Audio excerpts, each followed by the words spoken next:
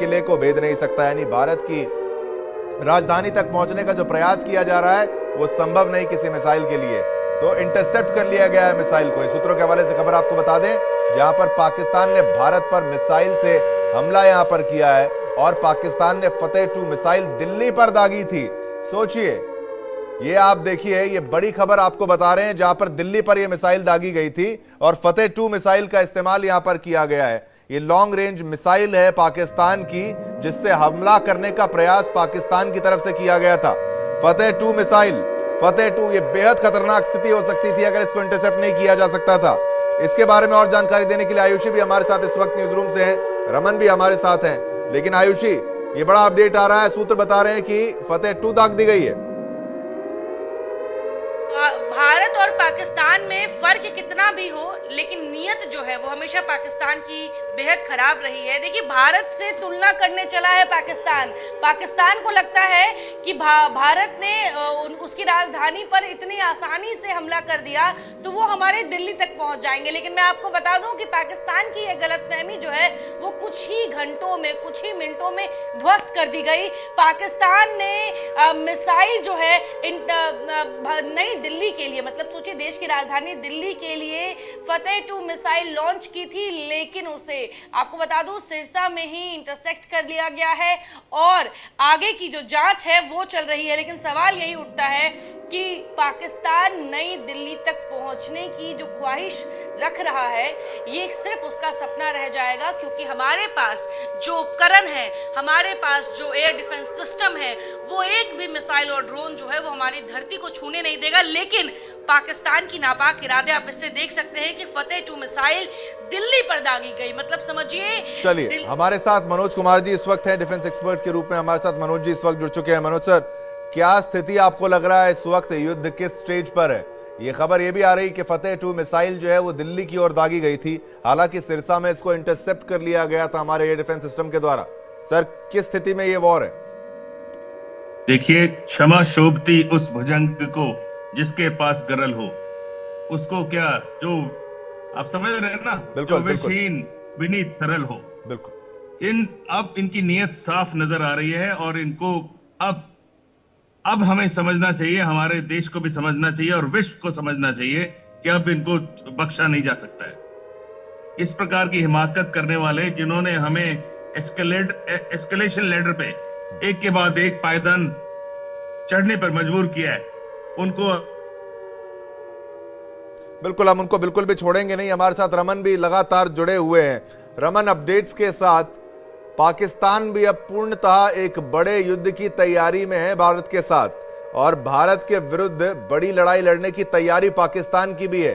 पाकिस्तान के अंदर इतने डीप टेरिटरी के इनसाइड हमने जो हमला किया है, जो उनके एयरबेसेस को निशाना बनाया है, अपडेट्स आ रही हैं कि पाकिस्तान भी अपना ऑपरेशन लॉन्च करने की तैयारी में है। फतेह 2 मिसाइल की खबर तो हमने सुनी ही सुनी, लेकिन और क्या कुछ है रमन? जी हाँ, बिल्कुल। देखिए, फतेह 2 बैलिस्टिक मिसाइल जो है वो उनकी शॉर्ट रेंज मिसाइल है। करीबन 400 किलोमीटर की रेंज वाली ये मिसाइल जो है वो दागी गई थी दिल्ली को निशाना बनाते हुए। लेकिन जिस तरीके से जानकारी मिल रही है कि सिरसा में उसको इंटरसेप्ट कर लिया गया है और उसे पूरी तरीके से निष्क्रिय कर दिया गया है। तो ये लगातार बौखलाहट जो है वो पाकिस्तान की बढ़ती जा रही है, क्योंकि रात में जिस तरीके से हमने उनके 3 बड़े एयर बेस स्टेशन हैं जिनको निशाना बनाया है और पूरी तरीके से उसे डिस्ट्रॉय कर दिया गया है। अभी अगर अपडेट की बात करें तो लगातार आरसपुरा का जो अरनिया का इलाका पड़ता है, वहां पर एक बार फिर हैवी शेलिंग जो है इंटरनेशनल बॉर्डर पर पाकिस्तान की तरफ से सिविलियन एरियाज को निशाना बनाते हुए शुरू कर दिया गया है। बीती रात कल हमने देखा था कि वहां पर लगातार बिग बैंग यानी कि बड़े ब्लास्ट की साउंड्स जो हैं वो लगातार सुनाई दे रही थी। इस समय ये भी जानकारी मिल रही है कि सुबह 5 बजे के आसपास में जब जम्मू में सायरन बजे हैं और 7 से 8 बड़े धमाकों की आवाज़ आई है, जिस वक्त ये बताया जा रहा है कि शायद कोई फाइटर जेट जो है वो आरसपुरा के रास्ते ही एंटर होने की कोशिश कर रहा था। उसे जो है हमारे एयर डिफेंस सिस्टम का सामना करना पड़ा है। और उसके बाद बारामूला का भी जो इलाका है वहाँ पर भी जो है वो इसी तरीके से सायरन बजे हैं और उसके बाद ब्लैकआउट कर दिया गया है। अवंतीपुरा जो एयरबेस स्टेशन है वो इस समय पाकिस्तान के निशाने पे है। पठानकोट का जो एयरबेस स्टेशन है वो इस समय पाकिस्तान के निशाने पर है। साथ ही साथ में अंबाला कैंट का जो हमारा मेन एक हेडक्वार्टर है एयरबेस स्टेशन का, वो भी पाकिस्तान के निशाने पर है, क्योंकि सन 1971 की लड़ाई में भी उन्होंने इसी एयरबेस स्टेशन का जो रनवे है उसको डिस्ट्रॉय कर दिया था, जिसके बाद काफ़ी दिक्कतों का सामना करना पड़ा था, लेकिन उस वक्त हमारे पास इस तरीके का एयर डिफेंस सिस्टम नहीं था जिससे हम उनके जहाज़ों को जो है वो किसी तरीके से भेज सकते या फिर उनको हम इंटरसेप्ट इतनी बड़े सटीकता के साथ कर सकते हैं। लेकिन अब जो है वो 2025 का भारत है और हमारा एयर डिफेंस सिस्टम जो है वो इजराइल के आयरन डोम से भी ज़्यादा बेहतर कारगर हुआ है। और क्योंकि हमास के स्टाइल में जिस तरीके से पाकिस्तान ने कल भी हमने देखा कि किस तरीके से एक के बाद एक लगातार ड्रोन और मिसाइल से जो है वो हमले करने की कोशिश की, लेकिन सिर्फ एक जो ड्रोन है वो पंजाब के इलाके के अंदर एक घर के पास जाकर गिरा है, वो भी शायद शॉट डाउन किया गया था और उसके जो हम कह सकते हैं कि जो अवशेष बचे थे वो जाकर जलता हुआ एक घर के गाड़ी के ऊपर गिरा जिसमें 2 से 3 लोग इंजर्ड हुए थे। बाकी जितने भी करीबन 300 से ज़्यादा ड्रोन और मिसाइल्स जो हैं वो पाकिस्तान की तरफ से भारत की सरजमी को निशाना बनाते हुए भेजे गए थे। उन सबको इंटरसेप्ट करते हुए उनको निशाने कर दिया गया है। इससे पहले अगर बीते दिन देखें तो वहाँ पर भी 400 से 500 मिसाइल्स और साथ में जो ड्रोन है उनको टारगेट कर भारत की तरफ जो है वो भेजा गया था। आप ये समझिए कि हमास स्टाइल में ही जिस तरीके से हमास ने इजराइल के ऊपर एक साथ सैकड़ों मिसाइलें जो है वो दाग दी थी, उसी तर्ज पर जो है वो पाकिस्तान आगे बढ़ने की कोशिश कर रहा है और हमास से ही प्रेरित हो रहा है। तो इससे आप समझिए कि जिस तरीके से इजराइल ने पूरी तरीके से गाजा को एक तरह से हम ये कह सकते हैं कि एक जलता हुआ शहर बना दिया था और अब पाकिस्तान की भी वही हालत है। अभी भी मेरे पीछे अगर आप देखेंगे तो बड़े धमाकों की आवाज़ जो है वो सुनाई दे रही है। इसका मतलब यह है कि पाकिस्तान पूरी तरीके से बौखलाया हुआ है। जिस तरीके से हमारे वायुसेना ने, हमारे बैलिस्टिक मिसाइल्स ने, हमारे जो ड्रोन्स हैं उन्होंने जिस तरीके से कहर बरपाया है, चाहे वो रावलपिंडी का इलाका हो, चाहे वो नूर बिल्कुल बिल्कुल रमन, लगातार आप भी नजर बना के रखिए। एक और बड़ी खबर, एक और बड़ी खबर दर्शकों के साथ मैं साझा कर दूं। एलओसी पर भारी गोलाबारी हुई है, भारी गोलीबारी जारी है। ये आपको बता दें, उरी राजौरी में पाकिस्तान की तरफ से गोलीबारी हुई है। यहां पर रिहायशी इलाकों को पाकिस्तान ने निशाना बनाया है। ये पाकिस्तान सिविलियंस को टारगेट कर रहा है। पाकिस्तान को भारतीय सेना का मुंहतोड़ जवाब दिया है। भारतीय सेना ने मुंहतोड़ जवाब पाकिस्तान को दिया है। तो लाइन ऑफ कंट्रोल पर ये एक्शन अभी जारी है। उरी राजौरी में पाकिस्तान की तरफ से गोलीबारी, रिहायशी इलाकों को पाकिस्तान ने निशाना बनाया है। बड़ी खबर आपको बताया, पाकिस्तान को भारतीय सेना का मुंहतोड़ जवाब यहां पर मिला है। एलओसी पर भारी गोलीबारी जारी है। ये आपको बता दें, उरी राजौरी में पाकिस्तान की तरफ से गोलीबारी हो रही है। रिहायशी इलाकों को पाकिस्तान ने निशाना बनाया है और पाकिस्तान को भारतीय सेना का ये मुंहतोड़ जवाब जो है वो मिला है। ये बड़ी खबर आपको बताएं। वापस चलेंगे, रमन भी हमारे साथ हैं, कंचन भी हमारे साथ हैं और हमारे साथ मनोज जी भी इस वक्त हैं। लेकिन सबसे पहले रमन, एक बार आप जरा विस्तार से फिर से समझाइए ये जो हमला हुआ है और ये जो लगातार एलओसी में एंगेजमेंट इतनी ज्यादा बढ़ चुकी है, अपडेट्स के साथ रमन। देखिए, पिछले 3 दिनों से लगातार जो है वो लाइन ऑफ कंट्रोल के इलाका, चाहे वो पूंछ का इलाका हो, नौशहरा का इलाका हो, राजौरी का इलाका हो या फिर उड़ी, बारामूला और कुपवाड़ा का इलाका हो, इन 5 इलाकों को जो है वो लगातार पाकिस्तान की तरफ से टारगेट किया जा रहा था और हैवी जो उनकी कैलिबर वेपन जो है उनका इस्तेमाल करते हुए SH-15 जो चाइनीज़ एक हॉटसर गन है उसका इस्तेमाल करते हुए सिविलियन इलाकों को निशाना बनाया जा रहा था, जिसमें हमने देखा कि भारी नुकसान जो है उस सिविलियन इलाके में हुआ है और करीबन 16 लोगों की मौत हुई है, 50 से ज़्यादा लोग जो है घायल हुए हैं। लेकिन बीती रात जिस तरीके से अंतर्राष्ट्रीय जो बॉर्डर का इलाका है वहां पर जिस तरीके से पाकिस्तान की तरफ से फायरिंग शुरू हुई है, इसका सीधा मतलब है कि पाकिस्तान जो है वो पूरी तरीके से एस्केलेट करने की मंशा जो है वो बना चुका है और अब ये कहीं ना कहीं कन्वेंशनल फुल फ्लेज वार के अंदर जो है वो तब्दील होता हुआ नजर आ रहा है। अब इंतजार करना होगा कि जो प्रेस कॉन्फ्रेंस 5:45 जिसको शेड्यूल किया गया है उसमें हमारे जो ऑफिसर्स आएंगे वो ये देखिए किस तरीके से ब्लास्ट जो है वो आपको सुनाई दे पा रहा होगा कि बड़े धमाके जो हैं वो जम्मू शहर के आसपास में हो रहे हैं और इससे आप अंदाजा लगा सकते हैं कि कितनी खतरनाक स्थिति जो है वो बनी।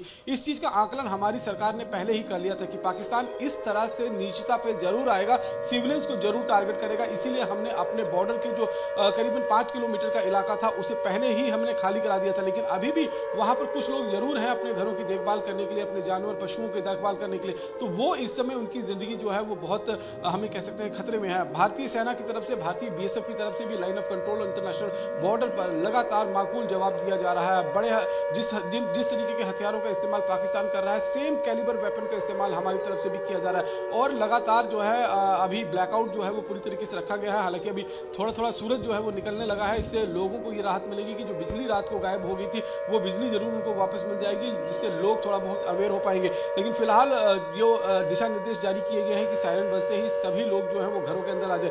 कल रात को भी जब हम लाइव रिपोर्टिंग कर रहे थे तो आपको दिखाया था कि किस तरीके से पाकिस्तान ड्रोन जो है वो लगातार भारतीय सीमा के अंदर दाखिल हुए थे और उनको डिटेक्ट करते हुए उनको मार गिराने की जो कार्रवाई है वो हमारे एयर डिफेंस सिस्टम की तरफ से, चाहे वो आकाश एयर डिफेंस सिस्टम हो या फिर जो हमारा S-400 जो रमन, मैं आप पर आता हूं, आपके पास आता हूं फिर से, लेकिन हमारे साथ कर्नल मनोज कुमार जी भी इस वक्त फिर से जुड़ चुके हैं, कंचन भी हमारे साथ हैं। लेकिन मनोज जी, सबसे पहले आपसे ये प्रश्न, पाकिस्तान इसको और एस्केलेट करना चाहता है। फतेह 2 मिसाइल अगर वहां से दागी गई, सूत्रों के हवाले से खबर है, सिरसा में इसको हमने यहां पर एंगेज कर लिया है, उसको डिस्ट्रॉय किया है, लेकिन पाकिस्तान आपको लगता है एक अंत तक लड़ाई लड़ने के लिए वो भी तैयार हो चुका है?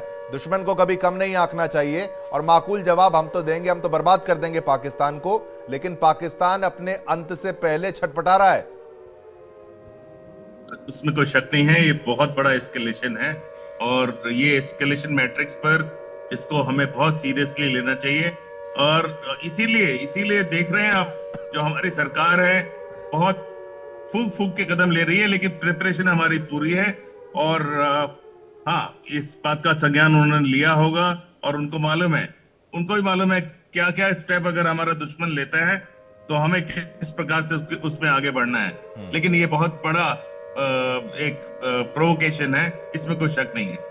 बिल्कुल, बहुत बड़ा प्रोवोकेशन। कंचन भी हमारे साथ, एक बार फिर से कंचन जुड़ चुकी है। कंचन, ये रात पाकिस्तान को याद रहेगी और पाकिस्तान के लगातार एयरबेसेस को हमने निशाना यहां बनाया, चाहे नूर खान की बात की जाए और ऐसे तमाम एयरबेसेस जो कि इंपॉर्टेंट उनके रहे हैं, पाकिस्तान के अंदर घुस के एक तरीके से समझिए डीप इनसाइड एनिमी टेरिटरी हमले हमने भी लगातार बढ़ाए हैं, लेकिन पाकिस्तान भी अब एक ऑल आउट वॉर चाहता है, एस्केलेट इसको करना चाहता है। प्रेस कॉन्फ्रेंस भी होगी हमारी तरफ से, लेकिन आपको क्या लगता है किस लेवल पर ये पहुंच चुकी है war? Shivam, very good morning to you and every panel. जो मैं इस वक्त देख पा रही हूँ, तो तमाम तरह के इनपुट्स आ रहे हैं। एक बात तो साफ है कि पाकिस्तान ने स्ट्राइक को एक्सेप्ट कर लिया है। जितने भी रिहायशी इलाके हैं पाकिस्तान की ओर से लगातार भारत पर निशाना बनाया जा रहा है। कल आपने देखा होगा पंजाब, और कल 8:30 बजे के बाद एक बार फिर से रात 8:30 बजे के बाद एक बार फिर से ड्रोन से किस तरह पाकिस्तान ने हमला किया था वो हमने दिखाया था, कैसे इंडिया का एयर डिफेंस सिस्टम उसको इंटरसेप्ट करता है। इंडिया की तरफ से भी काउंटर ऑफेंसिव स्ट्राइक जो है वो लॉन्च की जा चुकी है। इस्लामाबाद, रावलपिंडी और शोरकोट का नाम आ रहा है, लाहौर का नाम आ रहा है, नरोवल का नाम आ रहा है। इन तमाम जगहों पर इंडिया की तरफ से काउंटर ऑफेंसिव स्ट्राइक की शुरुआत की गई थी। आप देखिए रातों रात में कितना कुछ डेवलप हो जाता है शिवम। यही पाकिस्तान की कायरता है जो हम सबके सामने है। ये पाकिस्तान के इंटेंशन क्या है वो हम सबके सामने है। जहां एक तरफ इस बात पर चर्चा हो रही थी जब ऑपरेशन सिंदूर की शुरुआत हुई थी कि पाकिस्तान आने वाले समय में, जैसे 1971 में हमने देखा था शिवन कि पाकिस्तान ने सरेंडर किया था, ये एक सिनारियो वैसा ही बिल्डअप होता नजर आ रहा था कि आने वाले टाइम में पाकिस्तान अब भी वैसा ही सरेंडर करेगा, क्योंकि पाकिस्तान के पास उतने आर्म्स एंड एम्यूनिशन नहीं है, पाकिस्तान के पास उतनी मिलिट्री पावर नहीं है, पाकिस्तान के पास उतना पैसा नहीं है। IMF ने कल उसको कर्ज के लिए, जिस पर हम चर्चा भी कर रहे थे, मंजूरी दे दी है, जिसका भारत ने लगातार, न्यू दिल्ली ने लगातार विरोध किया था। उसके बाद भी IMF एक बार फिर से उसको कर्ज दे रहा है।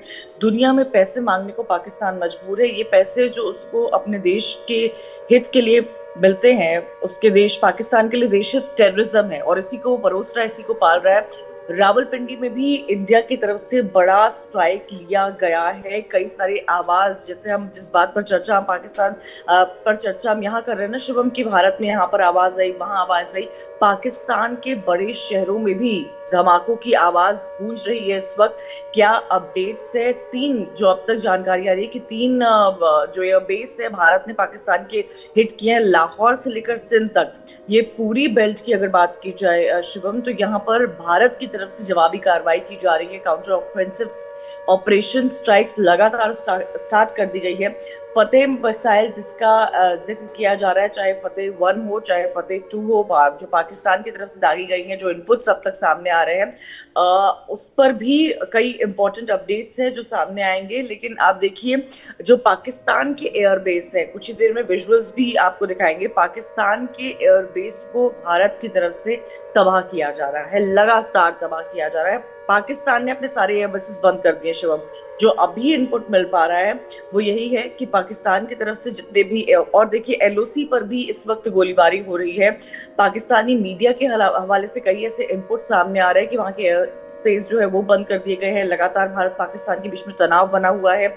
इस्लामाबाद, रावलपिंडी, लाहौर, इन सभी जगहों पर भारत ने दहशत मचा रखी है, जिसकी तस्वीर आपको कुछ ही देर में दिखाएंगे। जैसे ही वो तमाम तस्वीर जो है हमारे पास आएगी, पूरे इलाके में कल से हम देख रहे शिवम ब्लैकआउट था। सुबह हो गया है, सुबह का वक्त है, लेकिन एलओसी पर इस वक्त भी जब हम और आप बात कर रहे हैं तब भी एलओसी पर फायरिंग हो रही है। फतेह 1 मिसाइल को भारत ने, हमारे देश ने नाकाम कर दिया है। जो पाकिस्तान की तरफ से नापाक कोशिश लगातार की जा रही थी, पहले ड्रोन से हमला किया गया, उसके बाद ड्रोन में वेपन्स डाले गए और ड्रोन में वेपन से कुछ जगह पर अटैक किया गया है। अब फतेह 1 का इस्तेमाल किया गया है। ठीक है, बिल्कुल कंचन, फतेह मिसाइल का इस्तेमाल किया, फतेह 2 का इस्तेमाल किया गया। लगातार हम इस पर कवरेज अपनी नजर बना के रखेंगे, लेकिन ये खतरनाक लेवल पर एस्केलेट हो चुका है।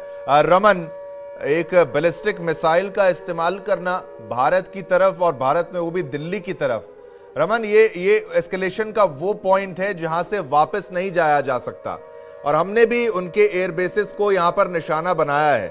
तो फतेह 2 मिसाइल को लॉन्च करना और एस्केलेशन के लैडर पर उस लेवल तक आ जाना जहां से आप वापस नहीं आ सकते। सूत्र ये भी बता रहे हैं कि एक प्रेस कॉन्फ्रेंस होगी, उसमें वॉर को शायद डिक्लेयर किया जा सकता है। रमन, जी हाँ, बिल्कुल। देखिए, जिस तरीके से चीज़ें बड़ी तेज़ी के साथ आगे बढ़ती हुई नज़र आ रही हैं और अब बैलिस्टिक मिसाइल से हमला जो है वो होना शुरू हो चुका है। भारत ने सबसे पहले जो पाकिस्तान की तरफ से जो हमला किया गया हमारे